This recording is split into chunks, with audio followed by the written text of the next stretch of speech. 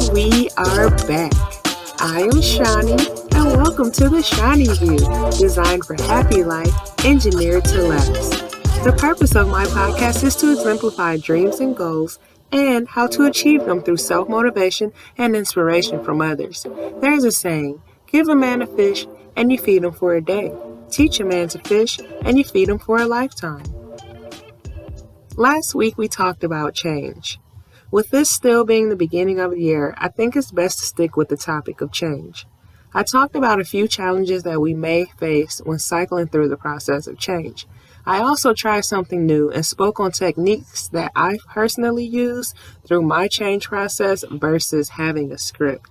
I think I like that way better, but we'll see how it goes. Remember, I'm a noob with this whole podcast thing, so I'm learning as I go along. Change usually comes gradually and typically unfolds through a series of small steps towards a larger goal. Resistance and ambivalence are expected during the early stages, but success comes from taking steps that align with your readiness to change. Be honest with yourself. Within our authenticity lies our power.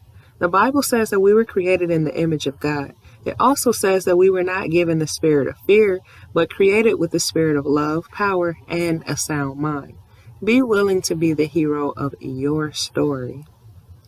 Personally, I'm a positive and uplifting person by nature. I'm not a full-blown introvert, but I do know that my energy has to be protected. If things feel off or if I notice a negative pattern, I begin to do research so that I can find answers to what's going on. It may be something small like noticing my digestive system feels different or my face is breaking out. To me, that alerts me that maybe I'm eating something that doesn't agree with my body. Or it may be something more significant like not maintaining household chores or losing focus. Then that means I'm being distracted by something or someone. Either way, it's best to catch early warning signs. So when I notice them showing up in my life, I pounce on them immediately. To give you a better idea of what that looks like, a good mental illustration would be that of security. Imagine going to a place of business and meeting security before gaining access to the building.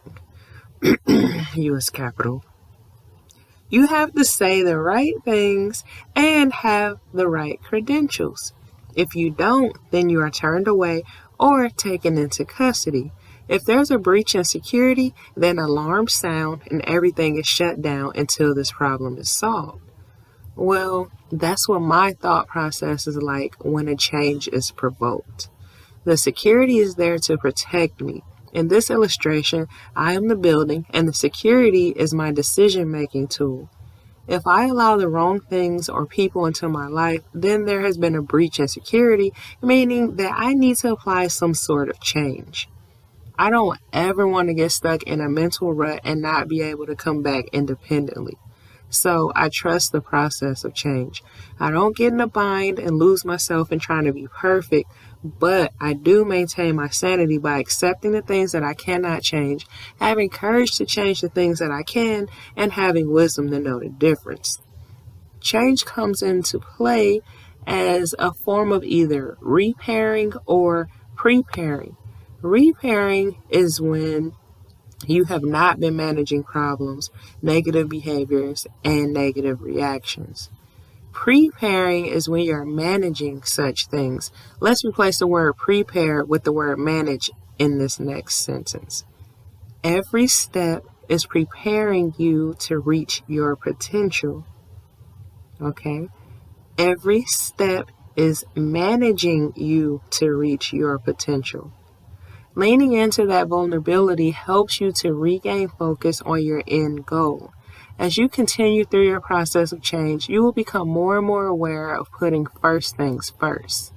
Things that matter most should never be put at the mercy of others. Put God first in your plans and be open to His direction.